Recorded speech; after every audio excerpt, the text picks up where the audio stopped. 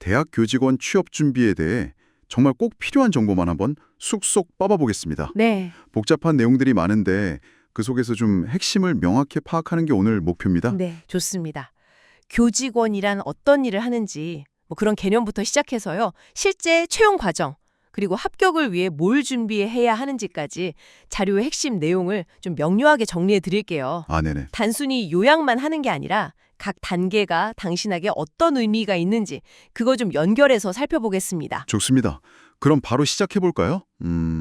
우선 교직원이라고 하면 이게 정확히 어떤 역할인지부터 명확히 해야 할 것 같아요.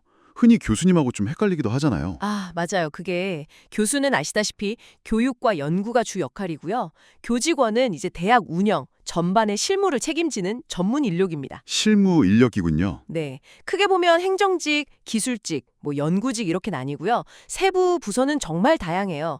기획, 교무, 입학처 이런 것부터 시작해서 연구 지원, 산학 협력, 국제 교류, 또 정보화나 시설 관리까지 정말 많죠. 와, 핵심은 대학이라는 조직을 어. 실제로 움직이는 사람들이라고 보시면 됩니다. 생각보다 훨씬 다양한 분야가 있네요. 단순히 행정 업무만 생각하면 안 되겠어요. 그렇죠. 그러면 이런 다양한 교직원이 되려면 어떤 과정을 거치게 되나요? 채용 과정이 꽤 여러 단계라고 들었는데요. 네, 맞습니다. 보통은 서류 전형, 필기 전형, 면접 전형 이 순서로 진행돼요. 서류, 필기, 면접. 네. 서류에서는 기본적인 자격 요건이나 자기소개서 같은 걸 보고요.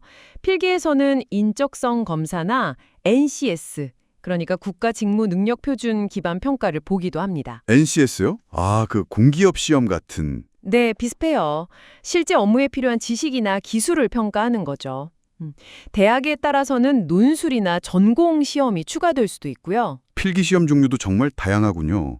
그럼 면접은 어떤가요? 요즘 면접이 더 중요해졌다고들 하던데? 아, 맞아요. 면접이 점점 더 다양해지고 중요해지는 추세입니다. 일단 실무진 면접, 임원 면접은 기본적으로 보고요. 네네. 거기에 이제 발표 면접, 그러니까 PT 면접으로 문제 해결 능력을 보기도 하고 또 토론 면접으로 소통 방식 같은 걸 평가하기도 하고요. 토론까지. 네. 그리고 정말 최근에는 객관적인 데이터 확보를 위해서 AI 면접까지 도입하는 대학들이 늘고 있어요. AI 면접이요? 그건 좀 생소한데요. 그렇죠. 미리 녹화된 질문에 이제 지원자가 답을 하고 때로는 그 과정에서 표정이나 목소리 톤까지 분석하는 그런 방식이에요. 와, 진짜 AI 면접이라니. 정말 철저하게 중개해야 되네요. 이렇게 여러 단계를 통과해야 한다면 결국 합격의 당락을 가르는 가장 중요한 열쇠는 뭘까요? 자료에서는 어떤 점을 강조하던가요? 사실은 핵심은 직무 이해도와 맞춤 준비 이 두 가지예요. 직무 이해도와 맞춤 준비. 네. 그러니까 내가 지원하는 대학의 현재 상황이나 목표, 그리고 내가 지원하는 그 직무가 구체적으로 어떤 일을 하는지 이걸 깊이 이해하는 게 모든 준비의 시작이죠. 네, 특히 대학에서 제시하는 그 직무 기술서 있잖아요. 해당 직무에 필요한 역할이나 역량을 명시한 문서인데 이건 정말 꼼꼼히 분석해야 합니다. 아, 그냥 공고만 볼 게 아니라 직무 기술서를요? 그렇죠.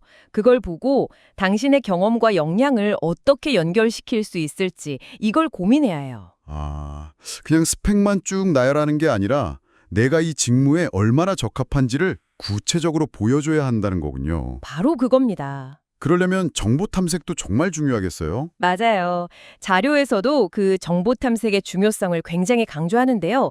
예를 들면 정부에서 운영하는 대학 정보 공시 사이트 대학 알림이라고 있습니다. 아, 대학 알림이? 네. 그리고 또 현직자들이 정보를 나누는 온라인 커뮤니티, 유니스태프 같은 곳들도 활용하라고 조언하고 있어요. 어허, 그런 구체적인 정보를 바탕으로 이 대학의 이런 상황에 내 이런 경험이 도움이 될 수 있다. 이걸 이제 서류나 면접에서 딱 보여줘야 한다는 거군요. 네, 맞습니다. 그게 바로 당신을 다른 지원자들과 차별화하는 지점이죠. 그렇군요. 아, 그리고 많은 분들이 궁금해하는 게 또 연봉이나 안정성 문제일 텐데요. 교직원 하면 약간 신의 직장? 이런 이미지도 있잖아요. 실제로는 어떤가요? 연봉은 사실 국립대냐, 사립대냐, 아니면 법인화된 대학이냐, 또 대학 규모나 직무, 경력에 따라서 정말 천차만별입니다. 아, 그렇군요. 앞서 말씀드린 그 대학 알림이 같은 곳에서 직원 평균 연봉 같은 걸 참고할 수는 있어요. 근데 막연한 기대보다는 지원하려는 곳의 정보를 최대한 확인하는 게 좋습니다. 그렇겠네요. 안정성 측면은요. 흔히 철밥통이라고 생각하는데 자료에서는 좀 다른 이야기도 하는 것 같던데요. 네, 그 부분도 중요해요. 자료에 보면 그래프도 나오는데 대학에 들어올 수 있는 학생 수, 그러니까 학령 인구가 계속 줄고 있거든요. 아, 맞아요. 그 문제 심각하죠. 네. 그래서 대학 환경 자체가 계속 변화하고 있다는 점을 고려해야 합니다. 철밥통이라는 인식과는 좀 다른 현실도 있다는 거죠. 대학도 결국 변화에 적응해야 하는 거군요. 그렇습니다. 그 과정에서 당연히 교직원의 역할이나 요구되는 역량도 변할 수밖에 없어요. 안정적인 측면이 분명히 있지만 동시에 이런 변화에 대한 준비도 필요하다는 점을 좀 인지해야 합니다. 네, 오늘 교직원 취업의 모든 것, 자료를 통해서 교직원의 역할부터 채용 과정, 그리고 좀 현실적인 조언까지 두루 살펴봤습니다. 막연한 기대보다는 정말 철저한 정보 탐색과 직무 이해를 바탕으로 자신만의 강점을 어필하는 그런 맞춤 전략이 중요하다는 걸 다시 한번 확인했네요. 네, 맞습니다.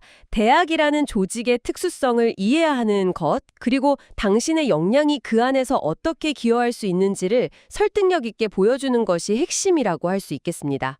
오늘 나눈 이야기들이 당신의 성공적인 취업 준비에 좀 구체적인 도움이 되기를 바랍니다. 네, 감사합니다.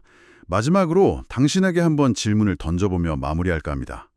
방금 이야기 나눈 것처럼 학령 인구 감소 같은 급격한 환경 변화 속에서 앞으로 한 10년, 20년 뒤 미래의 대학 교직원에게는 과연 어떤 새로운 역량과 역할이 필요하게 될까요? 이 변화의 방향을 미리 고민해보는 것이 어쩌면 당신만의 특별한 경쟁력을 만드는 중요한 열쇠가 될 수도 있을 것 같습니다.